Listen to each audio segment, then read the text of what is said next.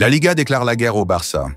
Les amis, on est en plein épisode de « Comment compliquer la vie du Barça en 10 leçons ». Et devinez qui est encore derrière tout ça? La Liga et son cher Javier Tebas. Scénario du jour 1. La Liga bloque l'inscription de Dani Olmo et Pau Victor. 2. Le CSD, Comité supérieur du sport, intervient et dit « non, vous n'avez pas ce pouvoir ». 3e, la Liga, vexée, contre-attaque. On fait appel parce qu'on aime bien embêter le Barça. Mais c'est quoi leur problème, sérieux? Et attention, le pire arrive. Parce que si vous pensiez que la Liga allait s'arrêter là, vous sous-estimez leur obsession anti-Barça. Ce n'est que le début d'un feuilleton qui risque de nous faire halluciner. Ils ont un plan et c'est pas joli. Des décisions sorties de nulle part. Des règles appliquées quand ça les arrange. Et surtout, une volonté claire de nous affaiblir en pleine saison. Mais jusqu'où vont-ils aller? Est-ce que le Barça peut vraiment se retrouver en galère dans les prochaines semaines? Dans cette vidéo, on va voir ensemble pourquoi la Liga a bloqué ses inscriptions, pourquoi le CSD est intervenu, pourquoi Tebas veut absolument faire appel, ce que ça signifie pour le Barça.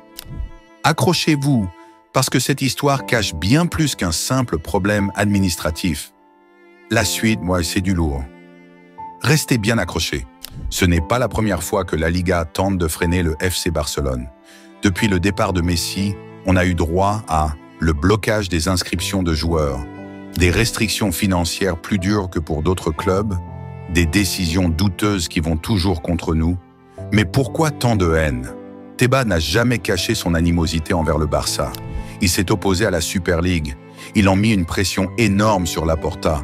Et à chaque fois qu'on essaye de redresser la tête, il trouve un moyen de nous freiner. Et là, c'est encore la même histoire. Le club trouve un moyen d'inscrire ses joueurs dans les règles. Et la Liga refuse sous prétexte d'une vente de sièges VIP. Franchement, on a déjà vu des excuses plus crédibles que ça. Ça sent l'acharnement à plein nez.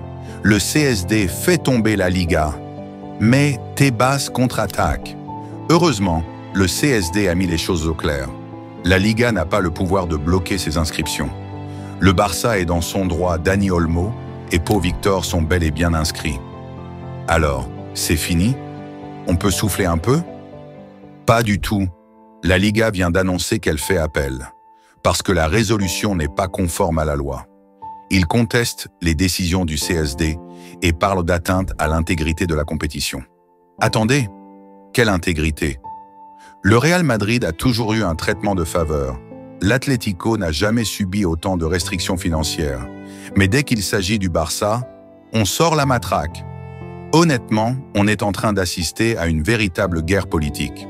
La Liga veut affaiblir le Barça à tout prix et elle est prête à tout pour ça. Qu'est-ce que ça signifie pour le FC Barcelone? C'est un combat bien plus grand que Dani Olmo et Pau Victor. C'est une question d'avenir et de pouvoir. Si la Liga gagne ce bras de fer, elle pourra continuer à nous imposer des restrictions absurdes. Elle freinera nos inscriptions à chaque mercato. Elle nous empêchera de redevenir compétitifs. Mais si le Barça tient bon, on prouvera qu'on ne se laisse plus marcher dessus. On pourra continuer notre reconstruction. Et surtout, on pourra enfin rivaliser à armes égales avec les autres clubs. C'est pour ça qu'on ne doit rien lâcher. FC Barcelone, le triplé historique, ils y croient. Après leur victoire en demi-finale de la Coupe du Roi, le FC Barcelone croit au triplé historique. Pour la deuxième fois de la saison, le FC Barcelone va disputer une finale. Et une nouvelle fois, cette finale sera contre le Real Madrid. Après avoir remporté la Supercoupe d'Espagne plus tôt dans la saison contre leur rival historique, ils ont encore une rencontre à gagner face au Merengue, leader du championnat et actuellement en quart de finale de la Ligue des Champions. Le Barça joue sur tous les tableaux. En début de saison, après un mercato assez timide avec seulement 2 nouvelles recrues, les Catalans affichent un visage conquérant. Avec l'arrivée de Hansi Flick, le Barça connaît une remontée inespérée. Toujours invaincu en 2025, le Barça a un objectif désormais, tout remporter. Que ce soit Hansi Flick, Jules Koundé ou Alejandro Balde, l'objectif est clair, le triplé, et les joueurs y croient fortement. Les Barcelonais l'ont déjà réalisé à 2 reprises, en 2009 et 2015. Des finales jusqu'au mois de mai. Remporter le triplé est un objectif très compliqué. En Espagne, le Barça est la seule équipe à l'avoir réalisé, et ce, à 2 reprises. Pour cette saison, c'est la mission dans la tête des joueurs.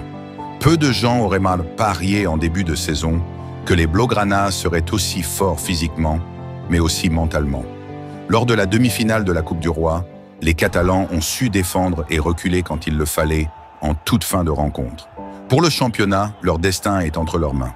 Avec 3 points d'avance sur le Real et une confrontation directe remportée, les Blaugrana ont une longueur d'avance. Quant à la Ligue des Champions, ils ont encore un long chemin à parcourir s'ils souhaitent rejoindre le dernier carré, une première depuis 2019.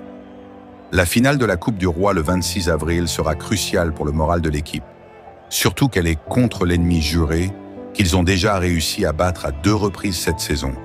Le Barça doit se battre. Les amis, cette histoire n'est pas terminée. La Liga va tout faire pour nous mettre en difficulté, mais le Barça est plus fort que ça. Maintenant, j'ai une question pour vous. Pensez-vous que Tebas a un agenda caché contre le Barça? Le club doit-il répondre plus fermement face à la Liga?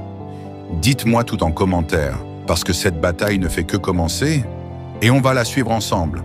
À la Barça et à Thierry Hervit pour une nouvelle vidéo.